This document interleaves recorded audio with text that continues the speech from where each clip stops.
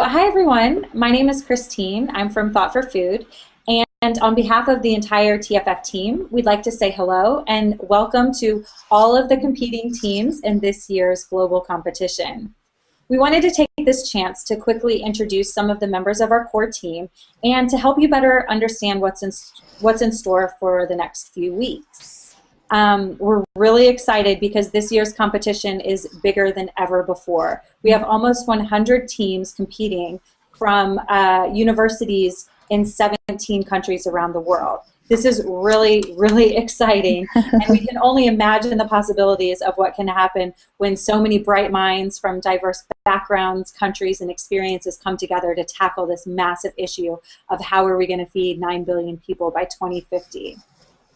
By this time, your team has registered and is hopefully starting to tackle the mission documents that are available on the TFF custom platform. You're starting to dive into the deep and complex issues surrounding food security and brainstorm big, bold breakthrough ideas and having fun along the way. As one of our TFF inspirational gurus, Peter Diamandis, has said, the day before an idea is a breakthrough, it's a crazy idea. So don't be afraid to have fun, let your imaginations run wild, even though this is a very serious, massive issue. You've also seen that one of TFF's core beliefs is about openness and collaboration and the power that comes through working together. So we really want everyone taking part to learn from each other. And this means, if possible, to always remember to post interesting pics of your brainstorm sessions, of your learning discussions, articles that you come across that offer breakthrough insights, really anything that can help all of us in this TFF community learn about what's important to you and inspire us as we're also thinking through these big issues. This is really part of the experience and part of the fun of Thought for Food.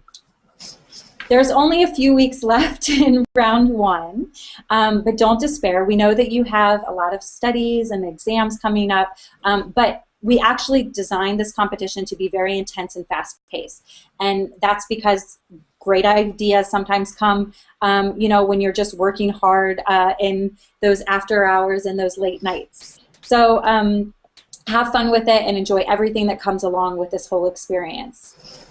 Before I turn it over to my colleagues, I just wanted to go through some of the key dates that you should keep in mind. The first one is today, April 10th.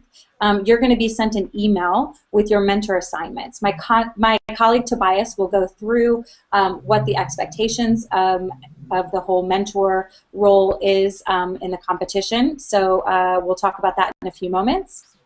Then on April 22nd, the project summary part of your team page will unlock, and you'll be able to upload information related to your big idea that you want to take forward in the competition. So things like your project objectives, your project summary, details about your project, and this is the place where you'll also upload your creative pitch, which will be in the form of a video or PowerPoint presentation, and you'll use that creative pitch to actually generate public votes for your big idea through social media. I want to reiterate one important point, which is that the point of Thought for Food is actually to develop a big idea that makes an impact, makes a difference in the world. So that's where you should really focus your efforts. But we also believe that in this world that's crowded with ideas and has a lot of different voices, that being able to use social media powerfully is a key component to making change and making people wake up to this topic. So this is not a popularity contest, but we do want you to think about radical, fun ways that you can engage the wider community, your personal networks and beyond, to believe in your cause and help support what you want to do. So that's why the social media component is in there. But your idea will also be evaluated at the end of round one by a panel of judges. So really focus on developing a great idea, use social media to get it out there to the world. Yeah, let us know if you have any questions or concerns, and we'll definitely be in touch throughout the competition to continue to provide tips and tricks and things to think about as you enter into that voting phase of the competition. So I'd like to turn it over to the other core members, Nadia and Tobias, to talk through other elements of the competition. So Nadia, why don't you introduce yourself? Thank you very much, Christine. Hi, everyone. I'm very excited to be here and share some of our perspectives on how to really come up with a breakthrough idea. I know Christine mentioned it before, and it really, just to reiterate, this is the point of the competition. Go crazy, think about what are some of the things that you would really love to do with your team to help us solve the issue of how we're going to feed the world's 9 billion people. My background is in finance and venture capital. I spent the last several years working on various capital raising strategies, whether it's for large institutional clients or for individual entrepreneurs. So what I wanted to do today is to quickly share with you 3 tips that I've seen talking to successful entrepreneurs, whether it's for-profit or social impact entrepreneurs out there, that you can use when you are coming up with your breakthrough idea.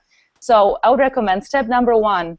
It's a big question, but try to make it personal. What is it that resonates with you when you think about this question of how we're going to feed the world's 9 billion? Think about your personal experiences. Is there something in the community that you live in that you really want to change? Or is it something that you discovered throughout your travels, an innovation that you think could spread around the world? Make it personal. It's, at the end of the day, it's about you and the passion that your team brings to the table. That's what the judges, the mentors, and also your social media followers are going to notice. That's what's going to make the difference. So make it about you and your team. Step number 1, think big. After you've thought about how this idea resonates with you, let your imagination run wild. Think about if you had no limits, if money wasn't an issue, if time wasn't an issue, if travel and you had access to all the strategic advisors that you could get your hands on, how would your idea look like? And draw it out. Put everything on stickies. You can come up with 10, 20, 100 ideas, but let your imagination run wild. And then the third step is actually counterintuitive, but think very small. So once you have thought of this big idea, what are the things that you can execute on in the short term? Because remember, people hear ideas all the time, right? When you talk to venture capitalists, when you talk to angel investors, social impact investors, they get bombarded with ideas all the time. And what we want to make sure is that even after Thought for Food, it's our job to connect you to other investors around the world so that you can really continue developing your idea even beyond September, beyond when the competition is over.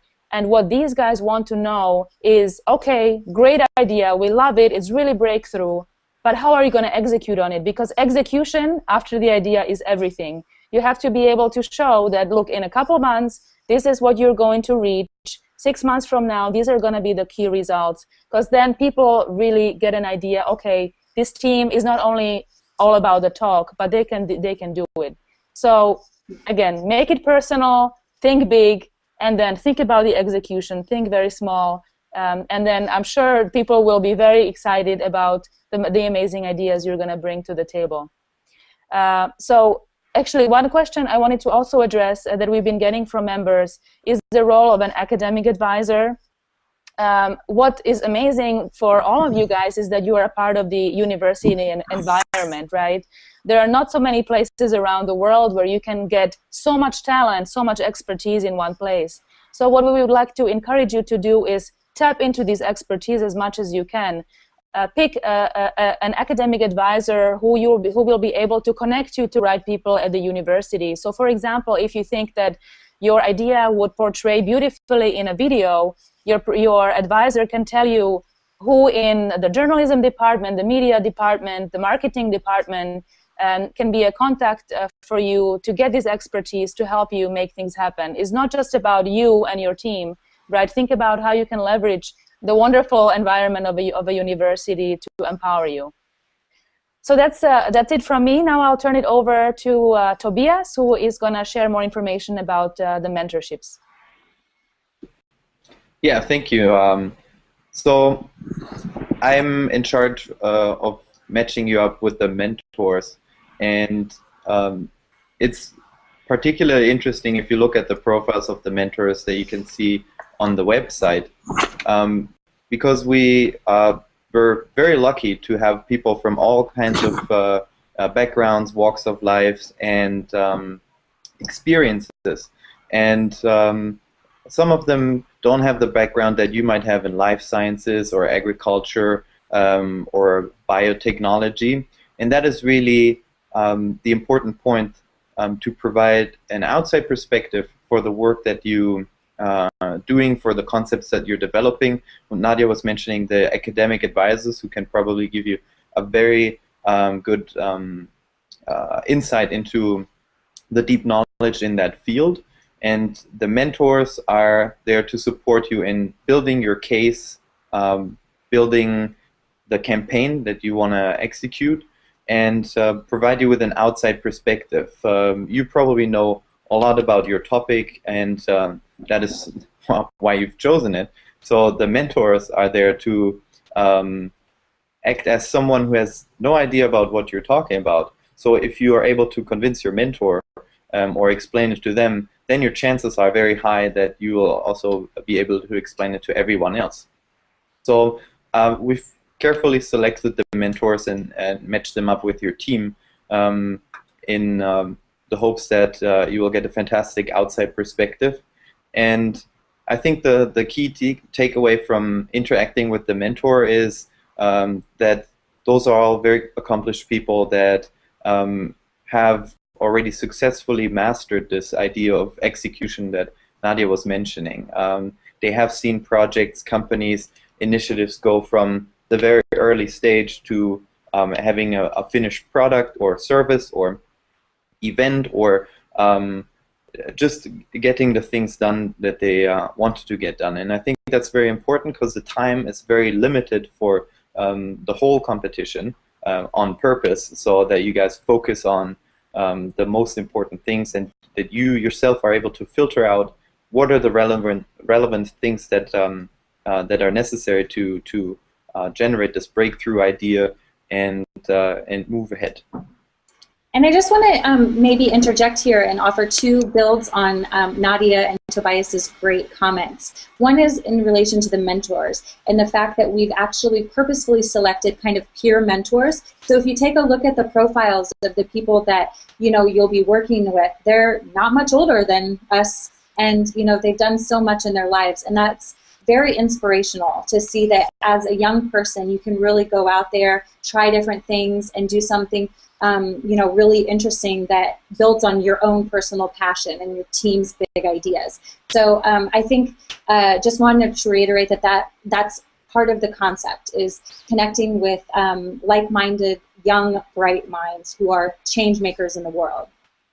And the other thing just to point out about Thought for Food is, yes, it's a competition. It's an incentive-based competition with a nice prize at the end of it, but that's not fully what it's about. Actually, the whole experience itself is designed in a way that helps you tap into your passion, build a big idea, and do something for the world with it. So whether or not you win or get selected at the end of round one doesn't matter, because we're here to help you. You're going to build this great global network to help execute your idea. It's great material for your resume, but most importantly, maybe you want to build a livelihood around this. Mm-hmm. And we certainly need as many people in the world involved in tackling food security as possible. So think of Thought for Food in that way, because it's so much more than the $10,000 grand prize and a trip to Berlin.